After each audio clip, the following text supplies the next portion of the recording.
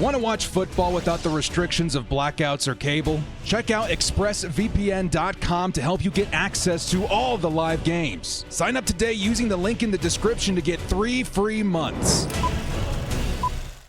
Yo to Bolt fam, it's the director. Chargers fans, you guys ready for this Sunday's matchup? The Chargers versus Denver Broncos. I think, to me, the first thing that comes to mind in this one is going to be, maybe the title of this video, Payton's Payback. You guys remember this fantasy? You guys remember this time of the offseason last year? Sean Payton coming back to coaching.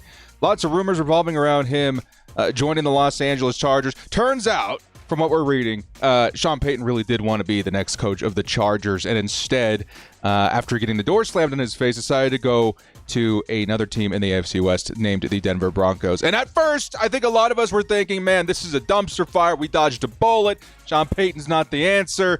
And then they kind of figured it out, right? Went in a 5-game winning streak. Of course, lost to the Houston Texans last week, but this team does look like it's turning a corner. And it's one where, again, I don't know if I can call this a revenge game, but certainly Sean Payton, who wanted to be a Charger, now a Denver Bronco, might have a little something extra up his sleeve in this particular matchup. So should be an interesting one, though. Chargers trying to keep their playoff hopes alive. The Denver Broncos certainly looking like a playoff team this season. I think, honestly, the winner here could have a shot at the postseason very realistically. The Chargers maybe a little bit less so, but you never know when it comes to the Bolts nowadays, especially with the ups and downs we've seen the last couple of seasons. So before we jump into this one, guys, shout out to the sponsor, Underdog Fantasy. If you guys want to get in on the best fantasy platform on the web, use code DIRECTOR to match your first deposit up to $100. It's a good time. It makes every game, every Sunday, just that much more enjoyable. You newcomers enjoy this special half total yard for Dak Prescott. Should be a very easy one to hit on that. Before to kick off, hit us up with a like and sub if you guys do enjoy this Chargers content. The small amount of time you guys take to like, sub, and bell notification helps me out a lot. Let's jump into it, baby. Lights, camera, action.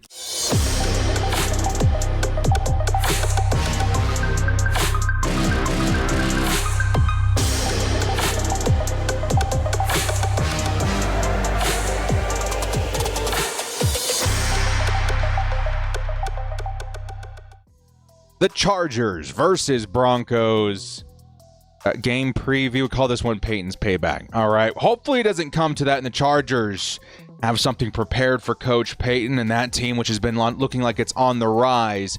But I'll tell you guys right now, like we were alluding to at the top of the video, when it comes to the Denver Broncos, I think if they win this one, they go, 7-6? That's very realistic in terms of, okay, they could still be a playoff caliber team. The Chargers, however, with a win here would go, would it be 6-8 or 6-7?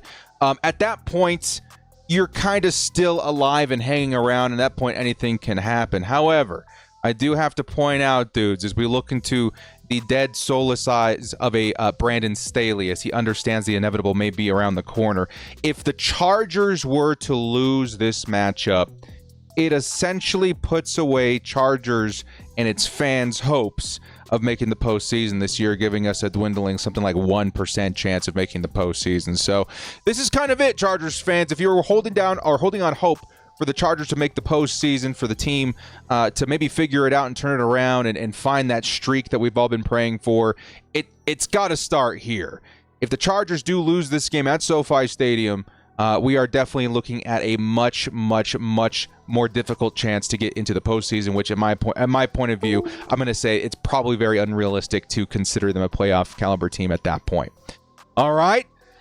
So with that, the stakes have been made known. The line has been drawn in the sand. What do we need to do to come out on top in this particular game? Well, I think like with many games on the Chargers schedule, both this year, last year, very many more years to come, we're going to be counting on some Justin Herbert heroics. Okay, and fortunately enough for the Chargers, he performs pretty well versus the Denver Broncos. I think for a long time, when the Denver Broncos had a particularly good defense year in and year out in the Phillip Rivers days, the Broncos were kind of a pain in the butt for very, very many seasons, especially when they had Peyton Manning because they had an offense to match. It felt like the Broncos kind of had our number, and sometimes they can kind of feel that way still. But lately, it feels like the Chargers have a couple of different weapons and a couple of different, angles to attack the Denver Broncos, giving us maybe a bit of a better chance. And Justin Herbert, by far and away, has been the best thing when going up against the division rival. Around, 275 yards on average, around 2 scores is what I would bet for Justin Herbert this week, which honestly could be the difference maker. If Justin Herbert can go out there and have a solid game, lead the Chargers passing attack efficiently, and find a way to keep that momentum on our side, I do think this is one that the Chargers can go in there and not dominate, but put up some good numbers and give us a fighting chance throughout the entire sequence there. If Justin Herbert, however, does have maybe one of his down days, we've seen a couple of them this season where maybe the offense is not giving him a lot of options, or he's making, maybe not the best reads, trying to force it in to double or triple coverage. If he has one of those down days, it could be a tough one for Justin Herbert and the Chargers to crawl themselves out of, because division games are already weird. We know that division games are never super predictable. But when it comes to, the Denver defense and now Sean Payton, it could be especially problematic. So Justin Herbert, I'm going to say around 275 yards, 2 scores. If he can manage in and around those numbers, I think the Chargers offense should be looking pretty healthy this week. And I think, obviously, if you're looking at Justin Herbert and his options to help him out on offense, he's going to be looking to his sidekick, his partner in crime in the 2023 season. Of course, we are talking about Slayer, Keenan Allen. I do think Keenan is going to be an integral part here, and Keenan's been slaying, man. Slayer's been slaying the last couple of years versus the Denver Broncos. Last year in particular. Last season, Keenan, I think, has 150 yards, 3 touchdowns versus the Denver Broncos. We may need to see similar numbers this week. I think when it comes to the Chargers' offensive weapons, and in particular the receiving weapons, it hasn't looked very consistent lately. As a matter of fact, it's looked a little bit sketchy. Quentin Johnston, who almost had himself a game last week, and hey, maybe he figured it out a little bit and he finds that consistency a little bit more this week, and it continues to build on that momentum from last week. But man, just as the game was starting to really roll in his favor, picking up some first downs, some solid yardage, that huge dropped first down, maybe even a touchdown, is kind of going to be the thing that he's remembered for last week at least. Hopefully this week can continue building that momentum and making fewer mistakes, e.g. fewer drops. But this week I think it's going to be a lot about Keenan Allen. Maybe we get Jalen Guyton involved a little bit more. We've been looking at Darius Davis a little bit more, but for the most part I think there's going to be a couple of weapons that you look at consistently. Herbert's going to be looking for Keenan Allen, who I think is going to have a fantastic day. But I think also the secret weapon in this matchup is going to be this man right here, Gerald Everett, as well as you can make a case for Donald Parham. This segment called Everest-Sized Everett.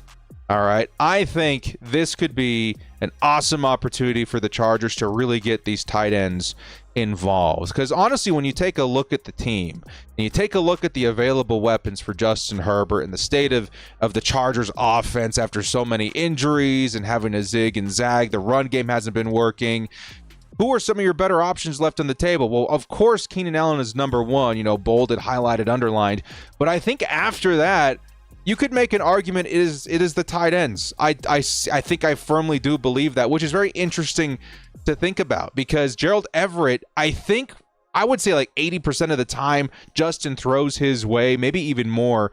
Some good things happen, especially after the catch. The kind of move, or I should say the kind of results that we're hoping to see out of Quentin Johnston in terms of yak, you can already find maybe even more aggressively with Gerald Everett over the middle of the field. And I wouldn't be opposed at this time, and I've been saying this the past several weeks, to get the tight ends more involved on the outside. We saw one play, I think, weeks ago versus the Bears. I saw this live, where we lined up Donald Parham outside. He hit the back pocket in the end zone. Touchdown Chargers. Why not use these guys who have some receiving skill sets that maybe aren't being utilized fully right now to our advantage? So I'm going to say Chargers, Gerald Everett, Donald Parham should have a very solid day, especially considering, I don't know if I just mentioned this, the Denver Broncos have given up the most yards and points to tight ends this season. As good as their defense has been in some ways and shapes and forms, versus the tight end, they were particularly bad. I don't have the official stats in front of me, but I was looking at maybe picking up a tight end in fantasy football this morning, and I noticed Gerald Everett's matchup looked very good with a green number one first next to his name, which means that it's a very good matchup in terms of defenses for the tight ends of the Chargers. So if I were the Chargers this week, man, you're leaning very heavily on Keenan Allen, obviously, but I really hope they get the tight ends involved this week in particular, because as much as I want to see a momentum-building game for Quentin Johnston, maybe even Davis and Guyton, I want to roll with what I know works right now. What I know works are the tight ends and Keenan Allen. But what about the run game, Director? I think some of you, if you've been keeping pace with the Denver Broncos defense the last couple of weeks, you'll say that the Denver Broncos, if they have one big weakness on defense other than tight end, it's going to be their run defense. It hasn't been particularly good this season. As a matter of fact, they've given up the most, I think it's yards and points, to the running back position this season. I think they are the worst run defense in terms of yards, if I do remember so. That is definitely something that you can exploit. Unfortunately for the Chargers, in this section called Shake Up the Run Game, we haven't been a good running football team this year. Despite what Week 1 would have told us, despite what maybe Coach Staley would be telling us, man, there's competition out there. Week 1 proved that we have the guys. It just hasn't shaked out since then. It's been a very minuscule and poor version of the Week 1 team that we saw since then. And honestly, it's been non-existent. The Chargers don't really have a run game. And unfortunately, I think a big reason for that is because we've been force-feeding Austin Eckler, who is seeing a down year, and he hasn't been as efficient on the ground. Maybe he's been pretty good and maybe okay through the air, but on the ground, it has not looked very efficient at all. As a matter of fact, I think last week was maybe one of the worst games I've seen as a Chargers fan in terms of yards per carry. I think it was somewhere down in like 1.3, 1.4 for Austin Eckler, and that is just not good at all. So fortunately for Chargers fans, though, this week, Brandon Staley did talk about the competition in the running back room and perhaps seeing a shakeup there. I'm hoping and praying this week that we see a nice, healthy amount of Joshua Kelly out there at running back, because versus the worst run defense in the league, I think he offers us, for starters, the best chance to move the football on the ground. But two, versus this particular defense, I think it can really help shape the momentum of our offense this week. I really do truly believe that the best version of Kellen Moore's offense is going to be found with an efficient running attack. And it's not something we've seen very often this year. Maybe that's why a lot of us feel like the Kellen Moore signing and the Kellen Moore effect has been underwhelming, because the offense doesn't have a run game. Maybe this week it'll prove that. Let's say Josh Kelly goes out there, and maybe we sprinkle in a little Spiller as well, and they have a solid game. Let's say 100, 150 yards for the Chargers on the ground, which I think is pretty realistic in this particular matchup. And let's say the offense just looks super healthy. The passing attack is looking great despite missing Mike Williams and Josh Palmer, who hopefully we get to see back very soon. You guys didn't hear, he's slated to return from IR here soon. I don't know if it's going to be for this game or up and coming, but that's going to be a huge return for the Chargers. And let's say the offense starts looking really good this week. I would honestly credit it a lot to having a healthy run game. Running, and I should say just balance on an offense, is so important. It's something that the Chargers just have not had for years. Not since the Joe Lombardi days, when we started supplementing the running attack with a short passing attack. E.g., why I think Austin Eckler has been so good in fantasy football the past couple of seasons is because instead of running the ball, we just straight up been passing it underneath to Austin Eckler over and over and over again. And unfortunately, that's probably not going to work anymore, as Austin Eckler has not been as efficient, even as a receiver. He's, I think, still very good as a receiver, especially not as a runner, but it's just not working as effectively anymore. And the Chargers' run game needs to be just that, a run game, and we just haven't seen those results. So hopefully this week we see more Josh Kelly, we see more Isaiah Spiller, and we find a way to move the ball on the ground to help bring some balance to this team. Now, speaking of Joe Lombardi before, hello, Joe, is this next segment. We're going to be facing up against our former offensive coordinator. A lot of us, many memories of depression and despair. Now on the other side of the AFC West with the Denver Broncos. And honestly, it's probably a system that works in their favor. Okay, and I get it. Not a lot of people are going to like hearing that because Joe was just so bad for the Chargers for so long. But funny enough, I kind of took a lot of things I saw from Joe's system and applied them to Madden a couple of years ago, okay? And I will say, in Madden, that scheme kind of slays. It really does. It really does. And fortunately enough for me, I've been able to see, what kind of offense would thrive in that. And fortunately for the Sean Payton-led Broncos, and in particular Russell Wilson, this underneath kind of stuff really would maybe benefit that team who had been struggling at quarterback the last couple of seasons. The Russell Wilson signing went from absolutely disastrous to maybe okay this year. And I do think you can credit a little bit of that to Joe Lombardi. Sure, it's not the flashiest offense. It's not going to produce a ton of yards vertically. It may at sometimes appear to be boring, and I'm sure Broncos fans would agree with that, but it's gotten the job done painfully for Russell Wilson, I do believe. And I think, again, as much as we don't love Joe Lombardi here around the Chargers fan base, that system is pretty simple, and I do think it's something that the Broncos have made work this year. Fortunately for us, though, we do have a few seasons under our belt with Joe Lombardi. I don't know how much has changed from his system, but we should have a pretty good, eye on how to slow him down and stop him. Maybe jump a flat to get a pick six here or there with Derwin James. I would love to see that. So speaking of the Broncos offense, Dangerous, this segment is going to be called Wilson Dangerous Just Enough. Now, Russell Wilson, let me paint a picture for you guys. I think first few games of the year, or maybe the first half of the year, this dude went out there and had a couple of huge performances. 300-plus yard games, multiple touchdowns. It was looking like that classic Seattle version of Russ was back, and Chargers fans and Broncos, or I should say Raiders fans, and maybe even Chiefs fans, shaking in their boots a little bit. Now, fortunately for the Chargers, it doesn't seem like that version of Russ has been around for a while. Russell Wilson, the last, 8 games, has passed for over 200 yards just once. The yardage has been pretty minuscule, if I'm being honest, and the touchdowns haven't been very fruitful. That being said, though, he could just pop off against us like most quarterbacks have this season. My word, dude. The Jordan Love attack. The basically every quarterback minus like a Zach Wilson, a Tyson Bagent, has looked absolutely spectacular versus us. And I think there is definitely a world where the Denver Broncos, and Russell Wilson in particular, just pops off this week. I'm hoping that's not the case, but I think it definitely could happen. I'm almost expecting it to happen at this point.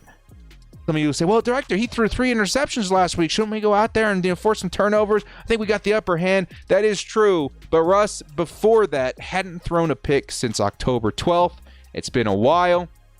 I think that's more of a facade. So Russell Wilson, what I'll say this week, just kind of be prepared for the worst.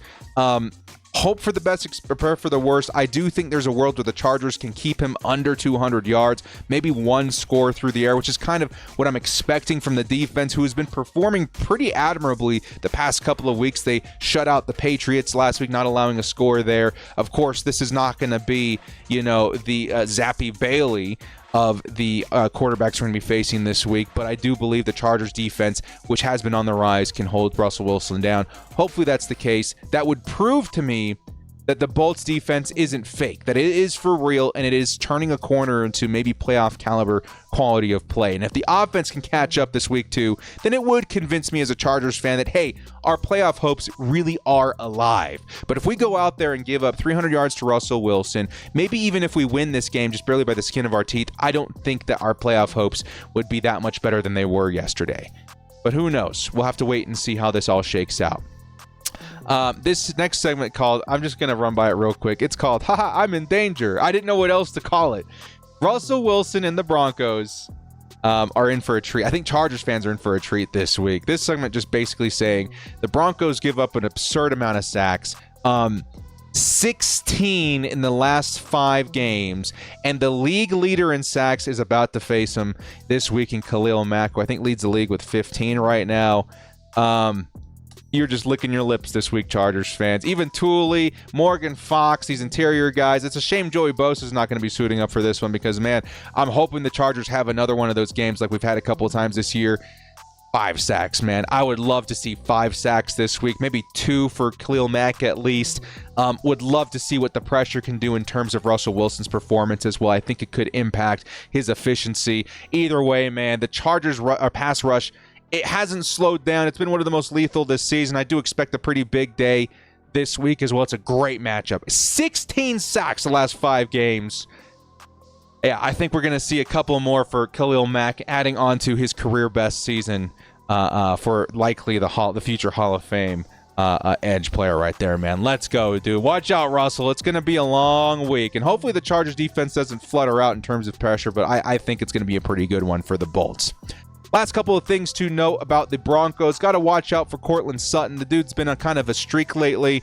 8 touchdowns the last 10 games.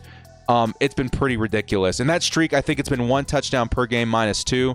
So got to watch out for Sutton. He's going to be that red zone threat that they're looking to throw the ball to. Chargers are likely going to be matching him up with hopefully guys like Derwin James. If not, if we see an Asante Samuel or some kind of mismatch in terms of size, I'm worried that the Courtland Sutton streak could continue this Sunday with the Chargers. The other guy I'm kind of worried about, not so much, but a little bit like maybe if the defense does continue trending the way they have, even though it's been looking better, the one thing I will say has been looking worse is the run defense. It's been looking particularly bad. And Javante Williams, who I think has a lot of potential, could have his best game of the season, which doesn't say too much. He hasn't logged a rushing touchdown or 100 yards this year, which really surprised me. He has scored through the air, but not on the ground. Now, again, that could change this week, though. The Chargers running defense, hasn't looked particularly good. And if I were the Broncos, after especially seeing what the Patriots were doing last week with Ramondre Stevenson, before he went down, I would certainly be looking for that. Maybe not the biggest threat, but one I definitely want to kind of highlight for us to maybe focus a little bit on. But I think the biggest threat the Broncos have to throw at the Chargers this week, can you guys guess it? The most lethal, the most dangerous, the most high-scoring player on their team, without a doubt, in my opinion, is going to be their kicker. Will Lutz has kind of been on fire, man. And he's certainly, I think somewhere in like the 30s in terms of points the last few weeks. 12 field goals the last 4 games with Will Lutz. He's their MVP right now.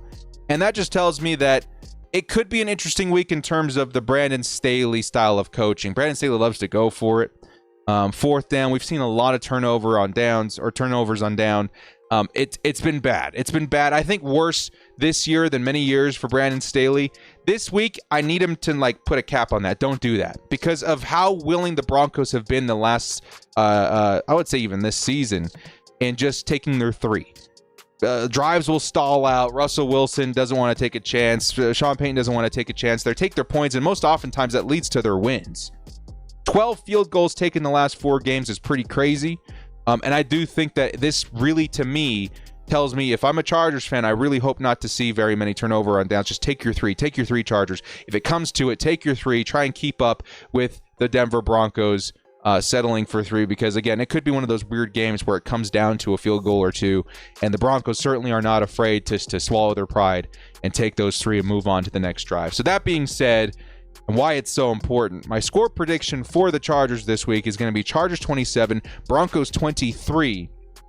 Very slim margins here, and why I think it's important maybe to take your points when you can get them. The Broncos offense could look pretty good this week, and in this particular prediction from me, I'm going to say, yeah, they kind of bounce into a nice game versus the Chargers, but the Chargers defense has also looked pretty fantastic the last couple of weeks. Now it's kind of a time to prove it. If they can keep this team, let's say, under 21 points, I'll be like, man, maybe we're playoff ready after all. If we let up and only give up 23, 24, I'm still feeling all right. If we let up any more than that, then I'm pretty worried, because the Broncos, as okay they've been on offense, if they were to pop off like 30-something points like a lot of teams have versus us this year, it would really tell me that what we've seen the last few weeks from the defense has been kind of a facade. But in this particular case, I do truly believe that the Chargers can win this one. I do think they're going to win this one. And I do think, even though it's close, the defense and the offense will work handedly. And maybe one of our first games where we see kind of a balanced performance from both sides this week. So let me know in the comment section below what you guys think and your predictions are. I'm going 27-23. Could certainly look a lot different. Hopefully it's not a heart attack. I think it's still going to be. But the Chargers, to keep their playoff hopes alive, need to win this one. There's really no choice. So, well, guys, thank you so much for joining me. This has been The Director. If you liked what you saw here, hit us up with a like and sub on your way out. We'll see you next time. And as always, bolt up and stay frosty. Feed the ball to Gerald Everett, man. I'm telling you, that's the best way to kill the Broncos this week.